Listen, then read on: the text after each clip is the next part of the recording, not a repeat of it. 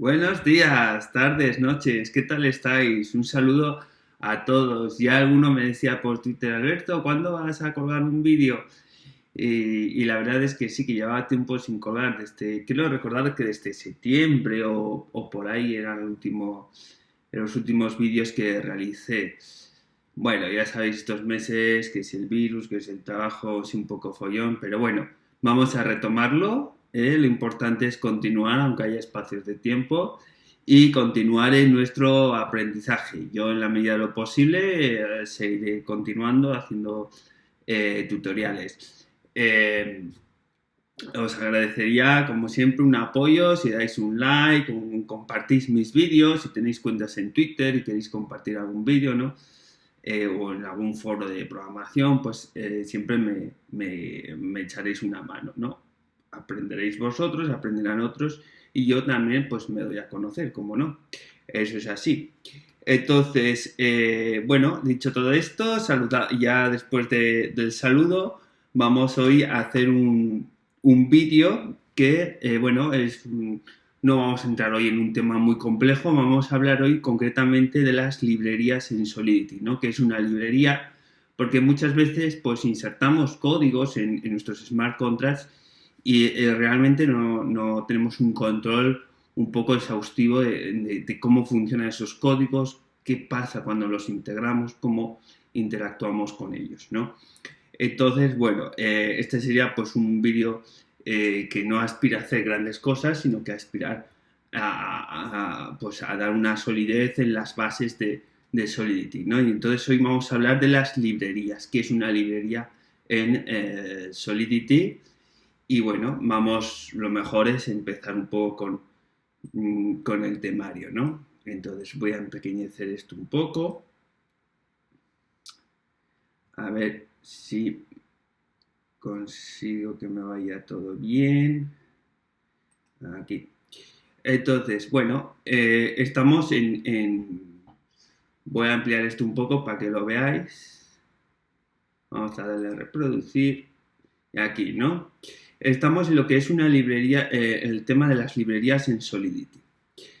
Esto, para los que se montan un poco de líos con los vídeos, bueno, pues estaría, no sé exactamente cómo integrarlo, estaría en la lista de reproducción evidente de Ethereum y en la de Solidity, ¿no? Pero bueno, al final es ir siguiendo un poco los vídeos, un poco, o sea, también por los puntos fuertes y débiles que tengáis cada uno, ¿no?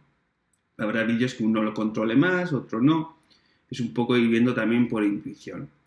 Entonces, librerías en Solidity.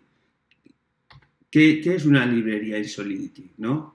Pues bueno, aquí os pongo, las librerías son similares a los contratos, pero su propósito es que se implementen solo una vez, ay, mira, que lo he puesto mal. Su propósito es que se implementen solo una vez. Una vez que la dirección específica y su código se utilice usando Delegate Code. Vale, bueno, básicamente lo que estoy diciendo aquí, que no sé qué lío me he montado escribiéndolo, básicamente lo que estoy diciendo es que, bueno, que una librería es como un contrato, como un smart contract al uso. Ya sabéis que podemos integrar smart contracts. Pues esto sería igual, ¿no? Podemos integrar smart contracts entre otros, ¿no? Pues una librería sería como un tipo especial de smart contract que incluimos dentro de nuestro smart contract. Básicamente son funciones, son funciones que se repiten a lo largo de nuestro código. Por ejemplo, si vamos a sumar varios números en distintas partes de nuestro smart contract, pues esa funcionalidad de suma de números sería un código repetitivo, ¿no? Por lo tanto, podemos directamente separarlo en una función y utilizar esa función, que además esa función pues cumpla con unas cuestiones de seguridad para evitar overflows, underflows, etcétera, ¿no? Entonces, bueno, lo que va a hacer la librería básicamente va a ser un módulo, por eso os digo aquí que es modular, es económico, usable y seguridad, ¿no? vamos a ver un poco qué pintan todas estas tres cosas.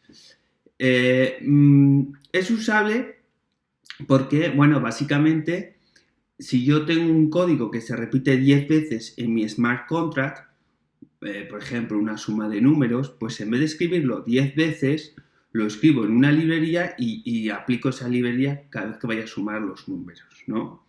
La función de esa librería, con lo cual no tengo que estar escribiendo ese código.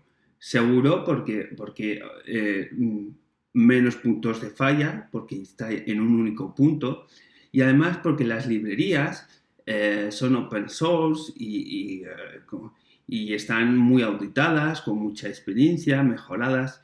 Entonces, en vez de escribir esas instrucciones de código nosotros mismos, ya usamos librerías que mucha gente ha usado previamente, ha mejorado y ha corregido bugs de seguridad, ¿no? Por lo tanto, son mucho más seguras. Económico, pues ya sabéis que cuando hacemos el deploy de un smart contract, pues almacenar en memoria de la blockchain es caro, es muy caro. De hecho, es la cuestión más cara que puedes hacer la blockchain, almacenar datos, ¿no? Entonces, bueno, si tú en vez de escribir una instrucción 10 veces la escribes una, pues evidentemente te vas a ahorrar en el gas, ¿no? Y luego modular, pues bueno, esto va enganchando mucho con la programación estándar, ¿no? Tradicional, ya no solamente la blockchain.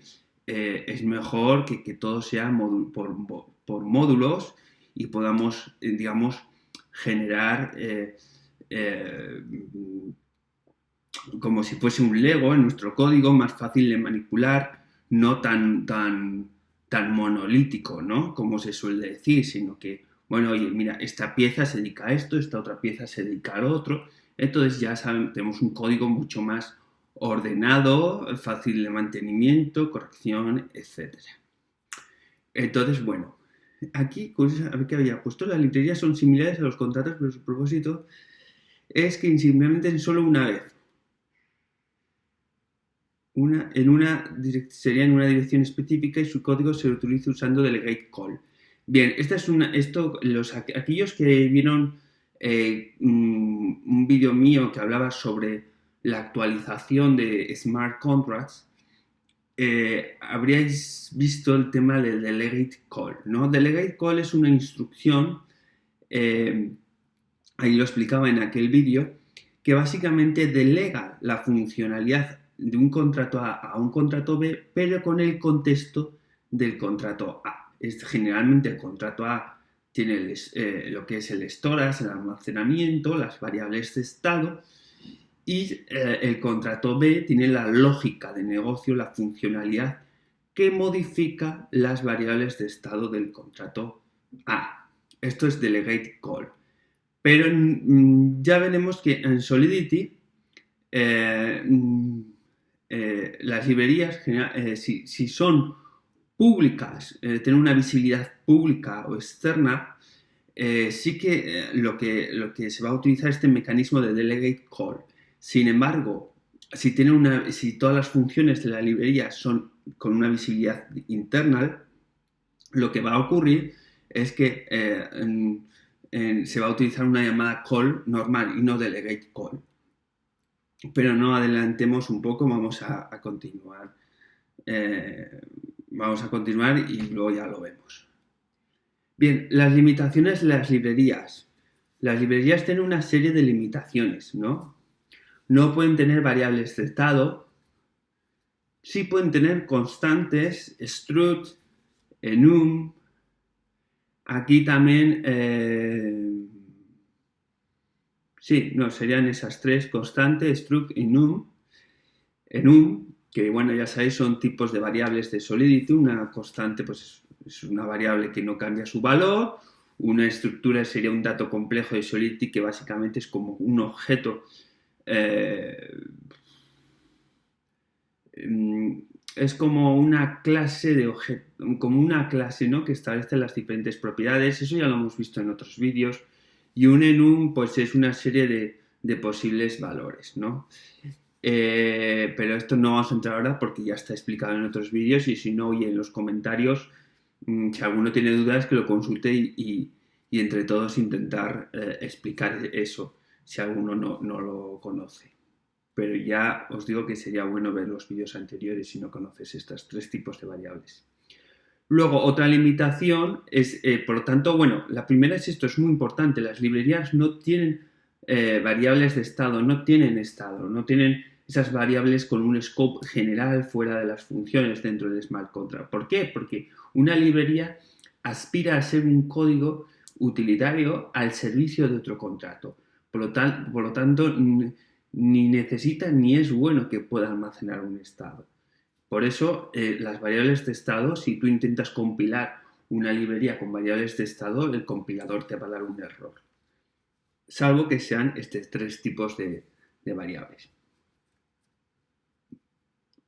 Luego, no puede tener un saldo de ethers. Y no puede tener funciones de tipo payable. Evidentemente,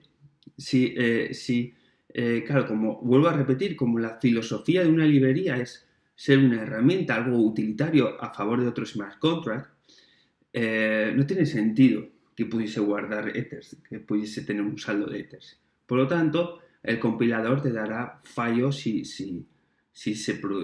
intentas manejar cualquier tipo de saldo, necesitas establecer funciones que puedan recibir una cantidad de ethers. ¿Por qué? Porque esto no lo permite Solidity. Una librería no puede recibir ningún tipo, no puede recibir ethers, ¿no? Por tanto, no puede tener funciones payable, que ya sabéis que es la palabra reservada para hacer que una función pueda recibir ethers, ¿no? En una transacción. Luego no puede tener una función fallback. Bueno, las funciones fallback sirven para esto, pero está muy enganchado con el segundo punto. Es una función de respaldo, ¿no? Fallback sería una función de respaldo. Si yo llamo a un contrato y ese contrato en la llamada no coincide con un identificador de ninguna función, entonces se dispara siempre la función fallback, ¿no? En este caso no pueden tener funciones fallback y no se puede usar la instrucción self-destruct. ¿Por qué? Porque, si una librería está al servicio de otros contratos, si la destruyes, los otros contratos se van a romper. Por lo tanto, no sería bueno que se pudiese destruir. Aparte, cuando tú destruyes un contrato, el saldo se transfiere a través de self-destruct, se transfiere al que le pongas, ¿no? Y esto tampoco se puede transferir porque no hay ether. Por lo tanto, las limitaciones así en general de las librerías sería que no puede tener variables de estado, salvo aquellas variables, digamos, utilitarias, entre comillas, ¿no? Que son constantes, structs y enums, que básicamente no son variables que guardan, sí son parte del estado, pero no son variables que, no es que sean en el estado, se guardan en la pila de ejecución. Son variables que sirven para, como utilitarias para la lógica de negocio del smart contract. Por eso se permiten esas 3. Luego no puede tener un saldo en ethers, por tanto no puede tener funciones payable, no puede tener una función fallback, esto va muy enganchado al segundo punto, y no se puede usar la instrucción self-destruct. Esto es importante.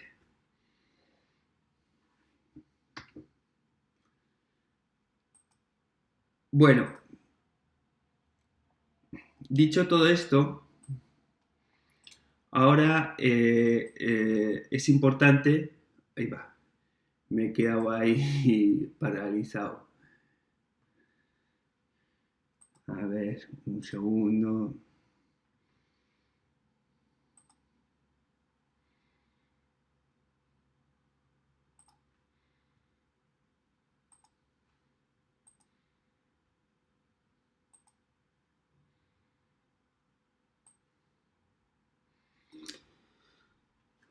Bien, dicho todo esto, ya habéis visto un poco por dónde van las librerías, ¿no? Son trozos de código que básicamente tienen una lógica que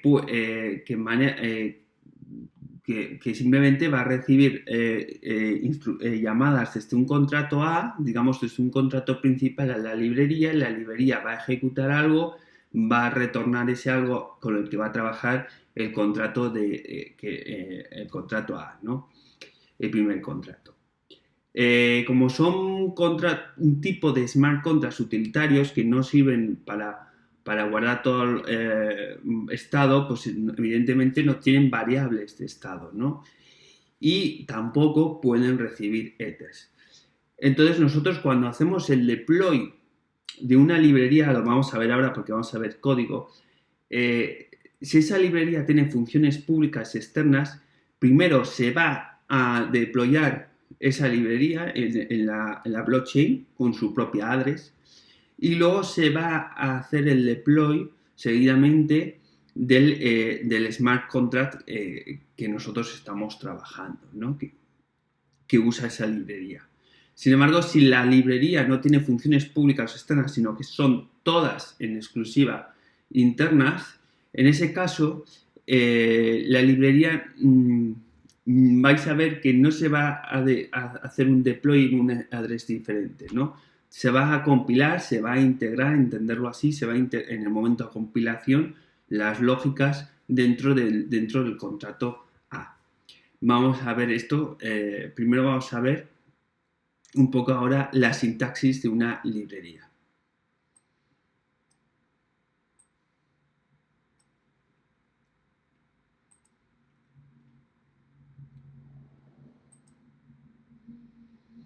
Bien, como podéis ver,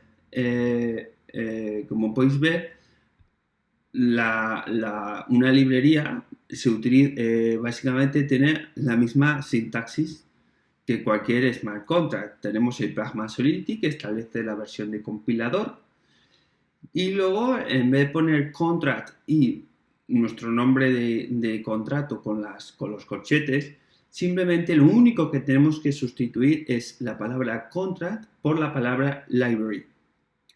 Bien, hago aquí un pequeño paréntesis. Library, traducido literalmente del inglés, sería biblioteca, pero por un defecto de años del habla, porque library se parece mucho al español librería, se ha llevado erróneamente a la palabra librería, aunque deberíamos hablar de biblioteca. Esto es sin más un dato curioso que os digo, ¿no? Pero voy a hacer siempre mención a librería porque es lo común. Entonces, bueno, pues ya veis, simplemente hay que cambiar esa palabra. Contract por library, y así ya el compilador sabe que se trata de un tipo de contrato de tipo librería.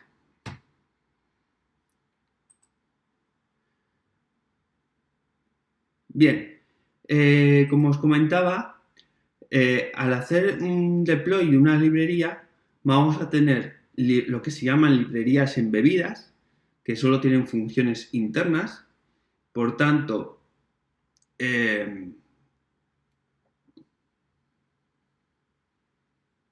mira, aquí lo he puesto mal, ya me perdonaréis, porque curiosamente las librerías embebidas, que solo tienen funciones internas, no usan delegate call, usan call.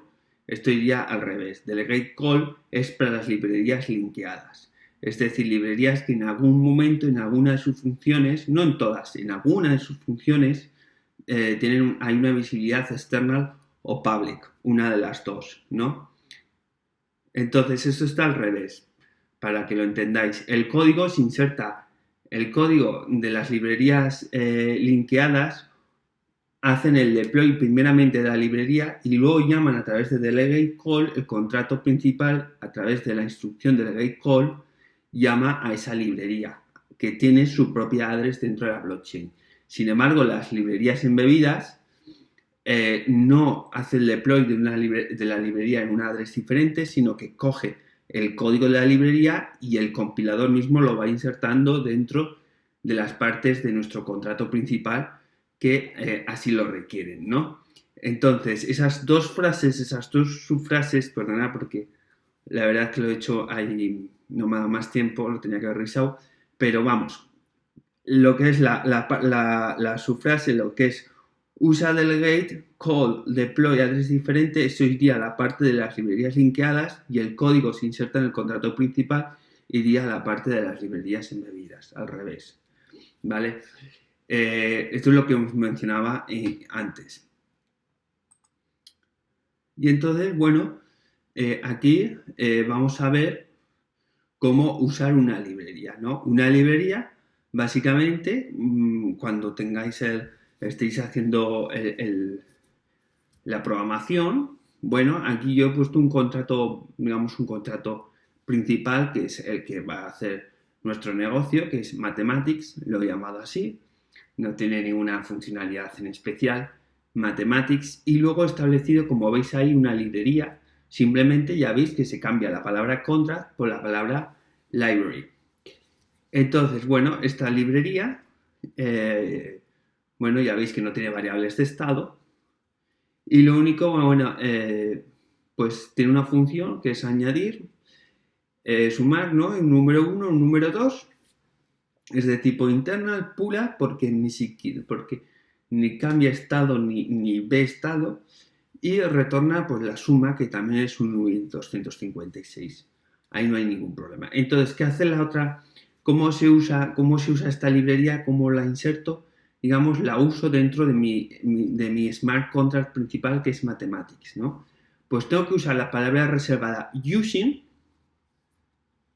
al principio del contrato, using, que es de usar, el nombre de mi librería, matchlib, le he llamado, for, otra palabra reservada, y el tipo de variable. Es decir, estás diciendo, usa esta librería para este tipo de variable. Entonces, cuando se produzca ese tipo de variable, tú estés manejando dentro de tus funciones de tu smart contract variables de ese estilo, de ese tipo, entonces el código va a utilizar esa librería, ¿no? Siempre que tú, bueno, se lo indiques, como lo vamos a ver ahora. Tenemos una función de suma de dos números, ¿no? Pública, pura, que retorna 1 y 256.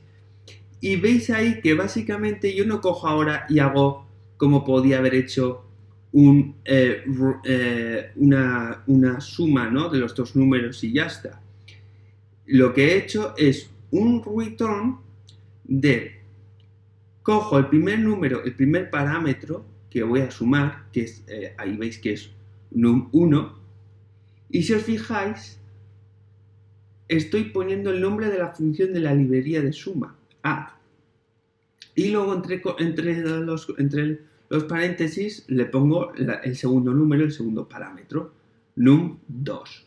Por lo tanto, bueno, ahí veis que esta sería la forma de usar una librería. Las librerías, primero hay que decir sobre qué tipo de variable se va a usar, y luego la forma de usarlo es poniendo el primer parámetro por delante, luego el nombre de la función que vas a usar de la librería, y entre paréntesis ya metes los siguientes parámetros, ¿no? Si los hubiere, porque no siempre tiene que haberlos. Entonces, recordad, la forma de usarlo es diciendo la librería, qué tipo de variable hay que aplicarla, y luego ya, por nomenclatura de punto, tú pones la variable y el punto, y ya automáticamente puedes acceder a las funciones de la librería. Esta sería la forma de hacerlo.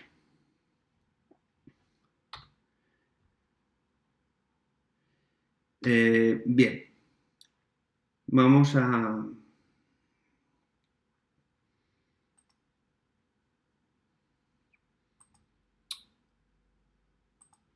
Bien, vamos ahora a trabajar un poco el código. Bien. Entonces, bueno, básicamente aquí lo que tendríamos que hacer, bueno, voy a copiar esto para que no sea excesivamente largo.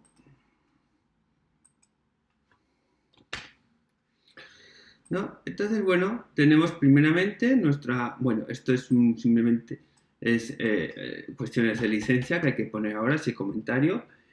Y bueno, vamos a escribir nuestra primera librería, ¿no? Nuestra primera librería, por lo tanto, sería library, que ya me lo está poniendo Visual Studio Code. Library, tenemos que llamarle de alguna manera, yo le voy a llamar L mayúscula secas, ¿no? Evidentemente esto no es muy usable, pero por ser rápido. Y vamos a establecer una función. Esta función lo que va a hacer es retornar una address. Entonces vamos a hacer function return address. No va a recibir ningún tipo de parámetro, va a ser pública, view, returns, y aquí ponemos que es una address, lo que retorna. Bien, entonces vamos a poner return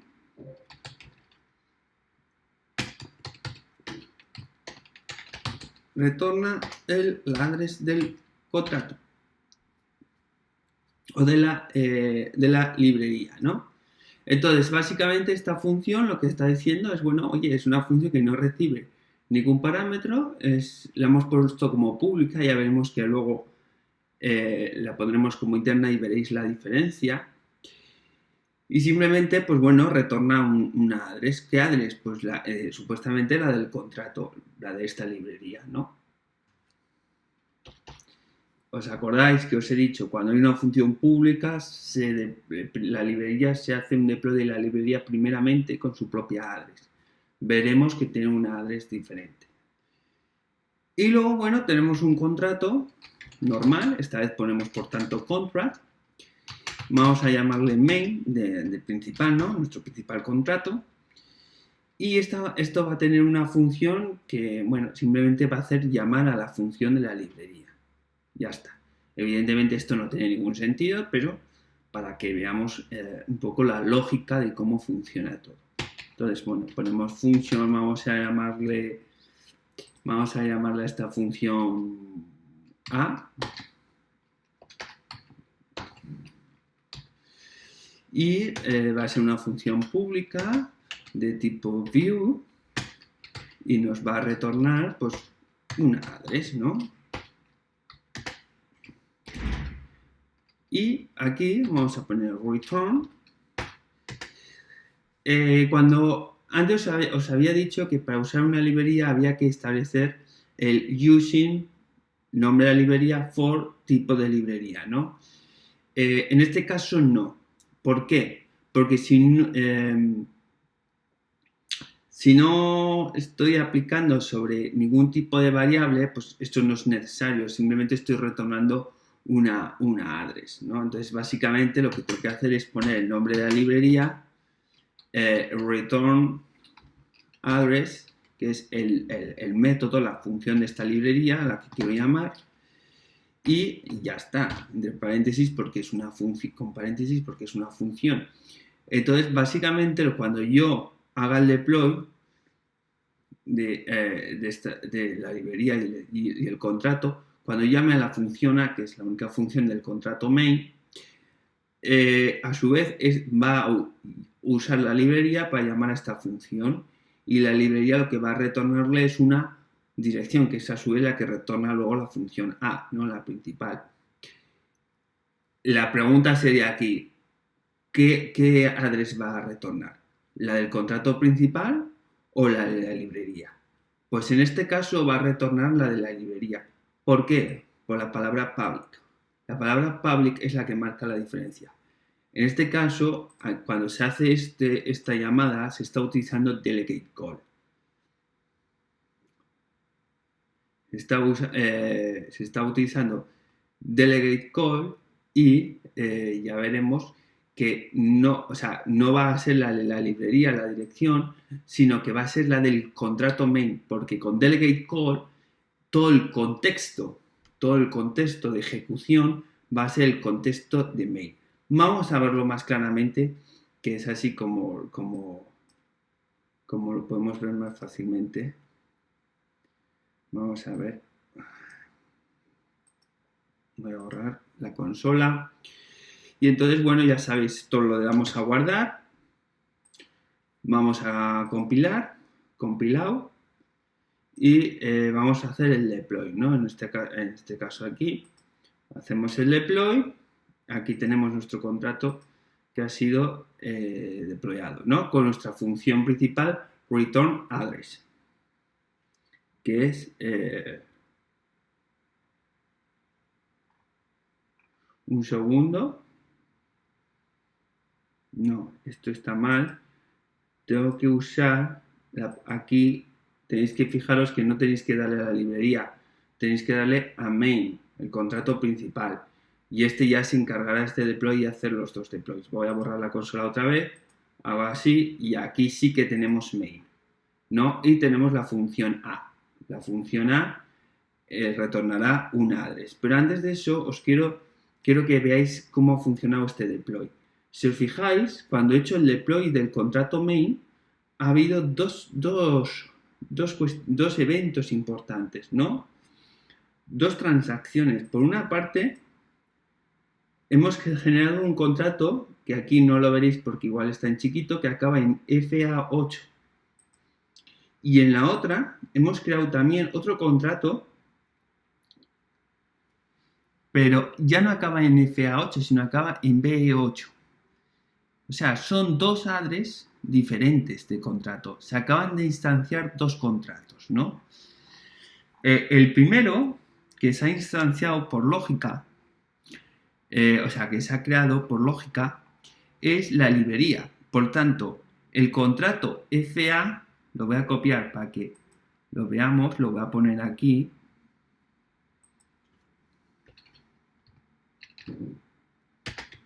Este sería el contrato de la librería. Mientras que este de aquí sería el contrato principal, ¿no? La address del contrato principal. A ver si cuando le damos a la función A, ¿qué es lo que nos retorna? Y como veis, nos está retornando una address que acaba en BE8. Es esta, no esta. Por lo tanto, me está retornando la address del contrato principal, del que llama la transacción, ¿no? Es por esto que se utiliza, ahí quería mostraros cómo efectivamente el entorno de ejecución es el de esta función, el de este contrato y no el de la librería, ¿no? La librería no maneja variables de estado ni contextos propios, sino que es, ¿por qué? Porque se hace a través de delegate call. Pero ¿qué ocurriría si yo pongo aquí en vez public, pongo internal?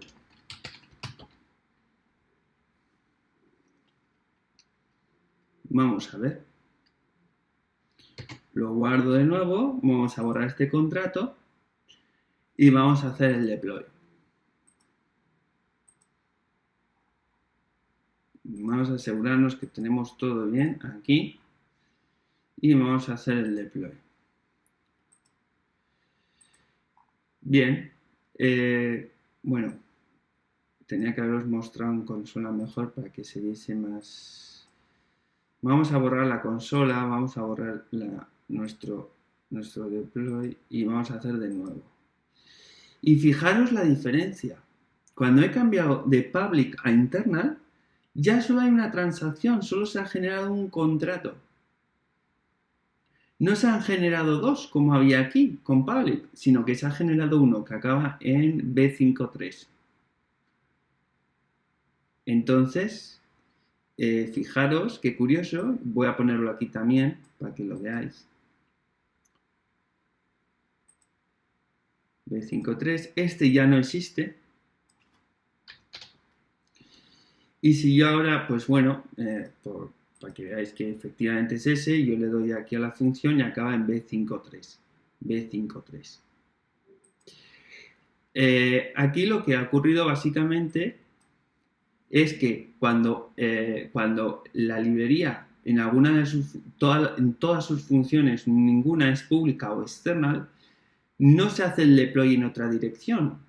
y luego se usa eso en nuestro contrato principal con delegate call, sino que directamente lo que se hace aquí es el compilador coger la lógica de toda esta librería e incrustarla, para entendernos así, en aquellas partes de nuestro contrato principal en las que se requiera de la funcionalidad de la librería, ¿no? Hayamos programado un uso de la librería y lo inserta, digamos que lo mete, aunque nosotros no hayamos metido ese código, coge las partes de la librería y las mete. Ya no llama a otro contrato a través de delegate call, sino que las inserta, las compila conjuntamente a nivel de bytes en el contrato principal. Y por eso no se usa delegate call, sino que se usa call. Evidentemente, el entorno sigue siendo el principal. Pero ya veis que no hay ninguna variable de estado, ¿no? Esto es un poco lo que, dentro de la librería, esto es un poco lo que os quería mostrar. Os voy a mostrar otro caso muy interesante que tengo yo por aquí apuntado. Este os lo voy a copiar para que no se haga excesivamente largo.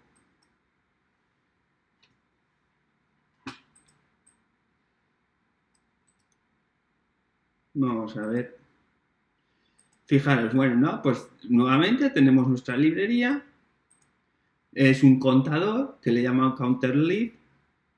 Y fijaros, nuestra librería tiene una variable de tipo struct. Que, bueno, simplemente tiene un UI 256, ¿no? Con el nombre i dentro. Esto sí se permite, porque esto realmente struct es una variable que no vamos a entrar a bajo fondo de cómo funciona la máquina virtual de Ethereum, pero no es una variable de estado como tal, ¿no? Si se utiliza, si los que hayáis programado en Solidity sabéis que struct al final es como un instrumento que se utiliza en variables de estado, pero no son propiamente las variables de estado, ¿no? Es como si fuese una clase de una variable abstracta, compleja. Entonces, esto ya os he dicho antes que se permitía, que podíamos meter este tipo de variables. De hecho, aquí lo tengo. Si nos vamos a... Aquí, ¿veis? Podemos tener una constante, podemos tener un struct y podemos tener un enum. Bien, entonces luego simplemente tiene una función que es interna, por lo tanto no se va a hacer el deploy en otra address y va a retornar un UID 256. Aquí no os fijéis ahora en el parámetro, fijaros aquí que simplemente a lo que es el parámetro, que va a ser de este tipo de estructura, por eso es con la nomenclatura .i, que es como se llama el UID 256 struct, le suma un 1, le incrementa en 1. Fijaros, esto es un dato importante. No pone los más detrás, pone los más delante. Porque si los pusiese detrás, retornaría el valor actual de i, del contador, y luego lo incrementaría. De esta manera, primero lo incrementa y luego lo retorna. Entonces, aquí es curioso, y esto es lo interesante, la palabra, fijaros, me está diciendo, esto no tiene ningún tipo de problema, ¿no? El tipo de variable que tenemos que poner en el parámetro es la estructura. O sea, vamos a recibir una variable que va a tener esa estructura. Bien, hasta ahí no hay ningún problema. Y luego al final tenemos el nombre de la variable, que le hemos puesto counter, ¿no? Bueno, pues tampoco hay ningún problema, es el nombre de la variable. Pero aquí lo que choca es ver storage en medio, ¿no? ¿Qué significa esto? Bueno, el storage es el almacenamiento persistente, ¿no? Es el propio estado de Ethereum, de la blockchain, de los smart contracts, ¿no? Entonces, el storage lo que está permitiendo aquí es que desde el contrato principal, que luego vamos a programar abajo, podamos pasar como parámetro la referencia, entenderlo como un puntero hacia la variable estado del contrato principal, del que lo llama.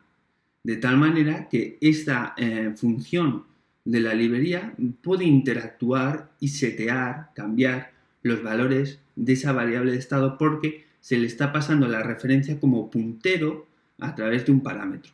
Y para ello se utiliza la keyword storage, ¿no? Que está, no ni memoria ni nada, storage, ¿no? Que el storage es el estado y por lo tanto se le pasa ese puntero en memoria. Y todos los cambios que hagan serán sobre, digamos, ese cajoncillo de memoria que es la variable de estado del contrato principal. Si os fijáis, luego hemos establecido un contrato normal, que es counter contract, y aquí sí he usado cómo se usan las librerías para unos tipos de variables concretas. Y entonces, bueno, pues ponemos using, usa la librería counterleaf, que es nuestra librería, for, para, ¿qué tipo de variable? Bueno, pues para, concretamente, la variable de tipo struct counter. Entonces, bueno, simplemente tenemos que poner el nombre de la librería y tenemos que poner luego ese tipo de variable, ¿no? Counter, con nomenclatura de punto. Llegamos a eso. Por tanto, no podemos usar aquí en el tipo de variable, podemos usar tipología general, ¿no? Como un string, un int 256, un bool para booleanos, lo que fuese, ¿no? Pero realmente, si estamos generando aquí un tipo de dato abstracto, complejo, lo podemos utilizar, también lo podemos definir de esta manera. Entonces, fijaros, curiosamente, luego ponemos, ¿no? Y ponemos, bueno, que este tipo de dato, de estructura, va a haber una variable de estado en el smart contract principal que se va a llamar counter y esta variable de estado lo que va a tener una estructura va a ser de este tipo, ¿no? Una estructura de esto. Te está diciendo esto simplemente. Aquí, de la misma manera que podríamos poner un bool o un uint, pues podemos poner un dato complejo, ¿no? Un tipo complejo y lo ponemos aquí. Con lo cual ya sabemos que como counter es de esta tipología de variable, a counter sí le vamos a poder aplicar funcionalidad de la librería porque lo estamos diciendo aquí. Si luego vemos la función de increment que retorna un uint 256, simplemente lo que estamos diciendo es, bueno, a nuestra variable de estado counter, punto, y ya podemos usar cualquier función de la librería porque lo hemos especificado aquí, vamos a llamar a la función increment. Claro, el primer parámetro, os he dicho antes, el primer parámetro es el parámetro que se pone delante del método de la librería. Esto puede ser un poco chocante a veces, pero funciona de esa manera. Entonces, cuando ponemos counter, lo que estamos haciendo aquí es a este parámetro mandarle el puntero de memoria de esta variable de estado para que pueda hacer algo con esa variable. Y simplemente lo que va a hacer es sumarle un 1. Y ya está. Entonces vamos a hacer el deploy, a ver qué pasa. Vamos a guardar. No ha habido ningún problema. Vamos a compilar. No ha habido ningún problema. Y vamos a hacer el deploy. Antes de nada quiero borrar la consola. Vale. Vamos a hacer situarnos en el principal, que es counter contract. Vale, y hacemos el deploy. Como veis, solo ha habido una transacción, por lo tanto, ¿por qué ha habido una transacción? Porque no hay ninguna función external o public en la librería, por lo tanto, no se ha deployado en otra address, sino que se ha incrustado dentro, en tiempo de compilación, dentro de nuestro código principal. Bien. Desplegamos nuestra instancia del contrato, ¿no? Y entonces vemos aquí que hay una función increment. Bien, esta función increment, si ahora la llamamos, a ver qué es lo que nos retorna, ¿no? Vamos a los logs, a los outputs, y si os fijáis, decoded output nos retorna un uint 256 con valor 1. ¿Por qué? Porque al hacer el deploy, esta variable de estado simplemente tiene un valor 0. Como le he dado a increment, le ha sumado un 1, por tanto tiene valor 1. Si ahora yo le vuelvo a dar, tendrá valor 2. Le vuelvo a dar, vemos la nueva transacción, el output, si me deja. Y vemos aquí un 2, un UID 256.2. Como veis, si le vuelvo a dar, ahora pasará a 3. Y aquí lo tenemos 3. Pues nada, estamos modificando variables de estado a través de la librería. ¿Pero por qué? Porque las pasamos como puntero a través del parámetro, ¿no? Usando la palabra keyword storage. De esta manera podemos modificar variables de estado de nuestro contrato principal. Si no, pues la lógica sería muy sencilla. Si no queremos que nuestra librería modifique literalmente el estado del contrato principal, pues podríamos pasar un parámetro, podríamos, no sé, recuperar aquí cuál es el valor de esta variable, pasárselo como un parámetro normal, hacer la lógica que tiene que hacer, que en este caso es sumarle 1, nos lo retorna y entonces sí le asignamos ese nuevo valor a nuestra variable de estado desde esta función. Sería otra forma de hacerlo, ¿no? Esto es jugar un poco con el código. Si queréis ver directamente este valor, podemos poner aquí public y entonces ya nos saldrá una función en compilación de tipo getter para ver el valor. Entonces vamos a guardar, vamos a hacer otra vez el deploy, borramos esto y si desplegamos la función vais a ver que ahora tenemos aquí ya nuestro counter, ¿no? Entonces nos está diciendo 0. Si le doy aquí, 1, le vuelvo a dar, 2, le vuelvo a dar, 3. Por lo tanto, está modificando realmente nuestra variable de estado. Bien, y luego nuestro otro ejemplo que os quería mostrar es este de aquí, que también voy a copiar.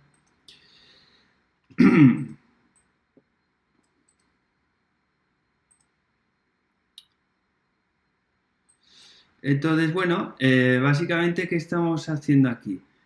Vamos a hablar de los eventos. Antes de nada, voy a poner esto aquí. Bueno,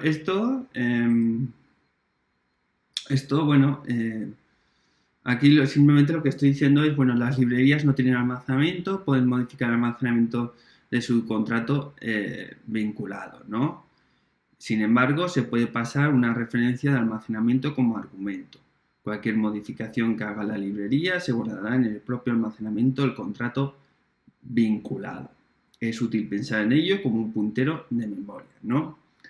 Esto es lo que os mencionaba, que la librería no tiene su propio estado, pero puede modificar directamente el estado del contrato principal que la llama, pasándole como argumento al parámetro de la función de la librería un puntero. Y en realidad es como pasándole eso, ¿no? Con la palabra reservada storage. Cuidado, se me había olvidado mencionar que no se puede pasar cualquier referencia de variable de estado del contrato principal a la librería. Solamente podemos pasar de tipo array, mapping y extract. Esas tres, array, mapping y extract. Lo único que nos quedaría aquí serían los eventos. ¿Y qué digo yo de los eventos? ¿No? Dice, las librerías no tienen registro de eventos. Sin embargo, pueden disparar eventos propios dentro del contrato que realiza la llamada. No obstante, el ABI del contrato vinculado no refleja los eventos de la librería que usa. Esto impide a clientes como Web3 descodificar los eventos, salvo que usemos el truco de duplicar el evento en ambos contratos. Bien, vamos a ver aquí. Un segundo. Aquí. A lo que os decía. Las librerías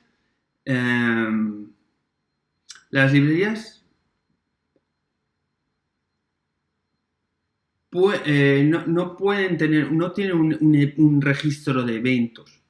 No tienen un registro de eventos, ¿vale? Pueden... Es que, a ver cómo os lo explico mejor. Un segundo.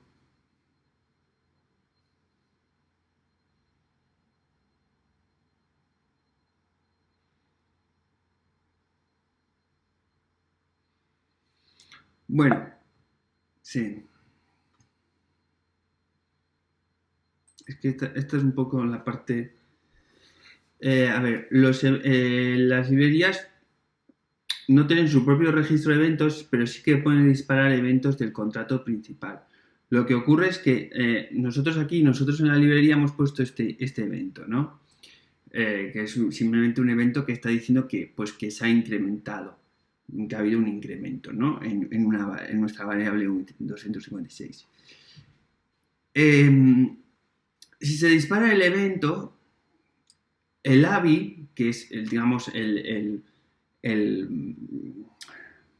la interfaz, el JSON, el conjunto de funciones y variables de estado, a la hora que se genera a la hora de compilación, no reconoce este evento, no lo tiene integrado. Por tanto, clientes, librerías como Web3.js no va a poder descodificarlo de alguna manera, ¿no? Y tratarlo.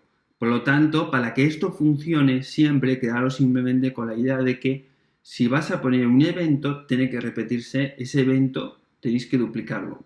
Tiene que estar tanto en la librería como en el contrato que llama a la librería. Y entonces, con este truquillo, sí que los clientes de correo podrán reconocer los eventos. De todas formas, no es lo adecuado. No es lo adecuado que una librería o no es lo normal, ¿no? Más bien sería el contrato principal donde, pues bueno, la función que se ha llamado con la transacción dispare un evento dado, ¿no? Más que la librería. Pero bueno, con este truquillo os funcionaría. Entonces, con esto ya creo que os he contado un poco todo el tema de las librerías, todo el tema de cómo funcionan las librerías, ¿no? Pues resumiendo, una librería es un tipo de smart contract específico que básicamente tiene una funcionalidad modular o utilitaria que cuando tiene funciones públicas externas dentro de esta librería se tiene que hacer previamente un deploy, y si son todo funciones internas, pues en ese caso no hace falta un deploy, sino que si directamente el compilador incrusta el código dentro del contrato principal. Las librerías no tienen variables de estado ni pueden tener funciones que manipulen cantidades de ways, ¿no? No pueden tener funciones payable, ni pueden tener funciones de respaldo tipo fallback, ni puede usar la instrucción self-destruct, ¿no? Simplemente una librería, pues ya os he dicho, tiene una funcionalidad utilitaria, entonces generalmente a las librerías se les envía por parámetro una variable, se manipula la lógica de la función de la librería esa variable y se retorna el resultado con el que va a seguir operando la función principal del contrato que ha llamado, ¿no? Pero en algunas ocasiones las librerías también pueden modificar si bien no tienen su propio estado, pueden modificar el estado del contrato que las usa, ¿no? A través de pasar como por argumento a esa función de la librería, pasar una referencia, entendámoslo como un puntero de memoria de la variable estado del contrato principal que hace uso de la librería. Y de esa manera sí que pueden manipular directamente, ¿no? Y bueno, y luego lo último que hemos hablado es de los eventos. Los eventos generalmente no es lo habitual, lo habitual sería que los eventos estuviesen en el Smart Contract principal, pero puede disparar eventos del otro contrato simplemente, pues siempre que, digamos, haya una duplicidad de eventos en la librería y en el contrato principal. De esta manera, los clientes, las librerías clientes como Web3 pueden descodificar, porque si no, no hay una referencia en el ABI. que es lo que utiliza Web3 para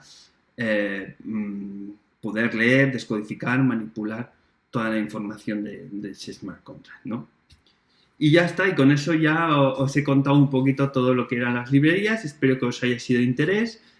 Si eso, darle a like, compartir, como comentábamos, lo que queráis, ¿no? Que siempre es de agradecer.